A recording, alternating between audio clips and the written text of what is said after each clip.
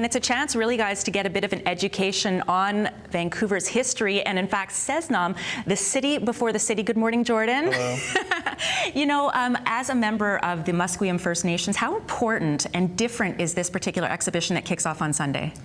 Well, it's important and it's different because Musqueam is telling its own story in its own words, and I think a lot of the community members that we've interviewed for this project, for example, treat it accordingly, you know, that it's an important event that we're telling our own history from our own perspective. And there are so many things to see to help tell that history. We've got video projection, we've got lots of artifacts. What kinds of things will people see here? You'll see the belongings of our ancestors, the things that they used to live everyday lives, and that tells us a lot about who we are and where we come from. And it's interesting to see the technology as well. I mean, you have iPads, we have projection, and then we get to something which really does showcase a bit of the history here, is this map. What are we seeing and what's the importance of this map? What you're seeing here is just some of the place names that Musqueam has for the, places in the greater Vancouver area.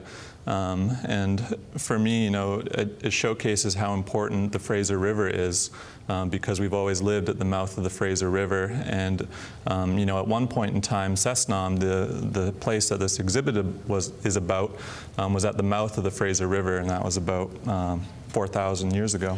You know, it's incredible. I mean, obviously, Jody and Riaz, we're just able to get a bit of a snippet on what is a very important history. And this, by the way, is just one location of a multi-location exhibition that kicks off on Sunday. For more details on əsnaʔəm, you can go to the Musqueam of Vancouver website. Yeah, and really connecting Vancouverites to the city before the city, əsnaʔəm. Actually, 3 locations, this exhibition that kicks off on Sunday. Of course, here at the Musqueam of Vancouver, the Musqueam Cultural Center, and then where are you curating, Jordan? I'm at the UBC Museum of Anthropology. Okay, so now we're going to take a look at some ancient Musqueam belongings, not artifacts. Why are we calling them belongings? I think the goal there is to really shift people's perspectives of these belongings, in that, you know, they actually were made by people, they were used by people, they didn't just appear in the ground, and so we treat them with respect because they were part of our ancestors' everyday lives. And truly getting an advanced peek at these, because you don't even have the glass cases on them, so we're being very careful here. What are we seeing here?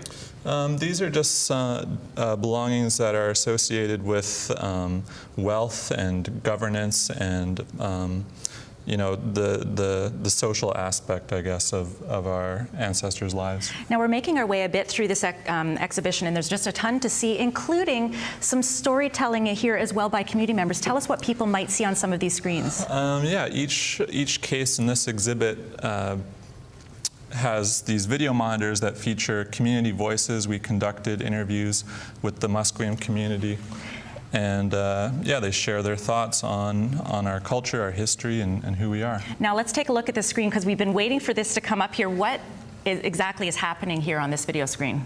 This is a brand new animation that tells the story of the origin of the name of Musqueam, and it features the illustration of one of our community members, Suzanne Guerin, and who collaborated with an animator to bring this to life. Wow, so much great information. We don't even have time to get through one of these particular belongings here, but definitely lots to see.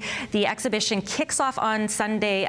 Michelle, 3 locations. For more details on what you can see where, and of course this important history that we should all be aware of, you can check out the Musqueam of Vancouver website.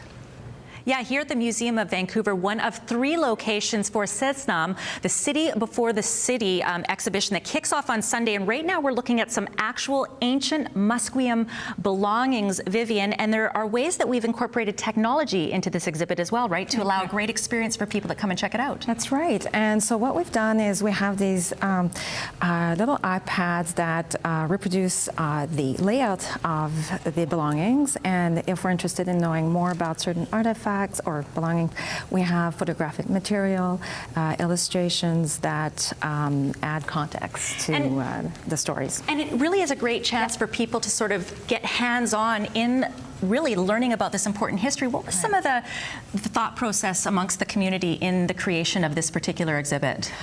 Yes, so the curatorial team and the community felt very strongly that one of the big ideas that we wanted to communicate is the fact that several belongings, hundreds if not thousands, have been dispatched or disseminated, scattered throughout the world, and are now live in museum collections everywhere. And so in order to kind of bring back in some form those belongings, we, Susan Roy, our guest curator, suggested doing some 3D printing. So these are actual ones that people can touch, because of course the actual ones are uncovered right now. We can't touch them. That's very important. Right. So what would these tools be then, specifically? Okay, so we have like several 3D printing copies here. So this one, for example, would be a club. We tried to like select a variety. We have a blade, a stone handle, some harpoon, halibut harpoon, pendants, and the idea, what visitors are telling us is they want to see the real thing, and they want to touch the real thing, but of course they can't.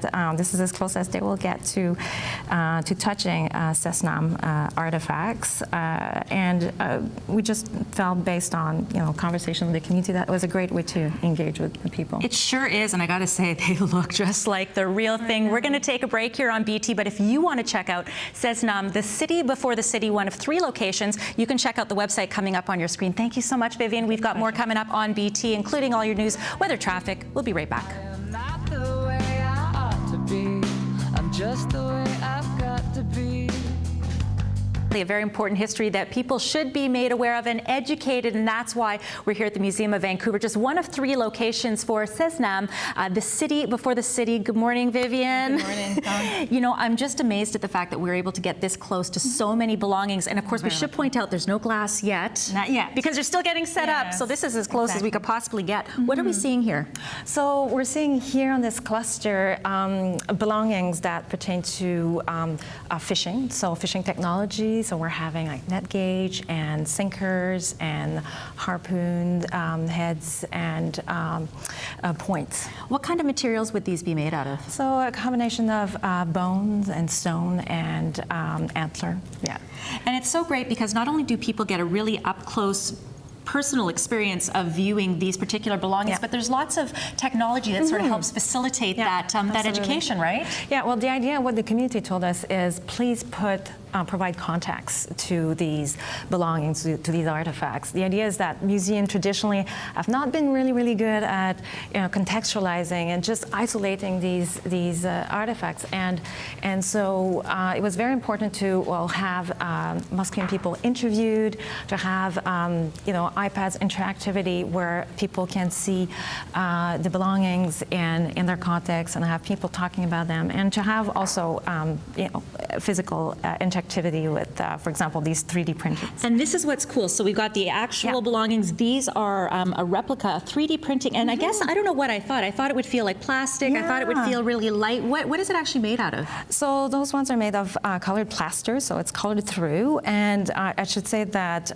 those are 3D printing of artifacts that were excavated at əsnaʔəm in the late 1890s, and that are found now. The originals are found at the American Museum of Natural History, and the idea was that we would talk about how so many of those, that amazing collection has been scattered around the world, and by doing 3D printing, people get to have this special connections with them. Many great things to be able to see and really feel connected with our Musqueam First Nations. For more details, of course, on the exhibit and its locations and what you could see, it kicks off on Sunday, thecitybeforethecity.com. Jody and Riaz.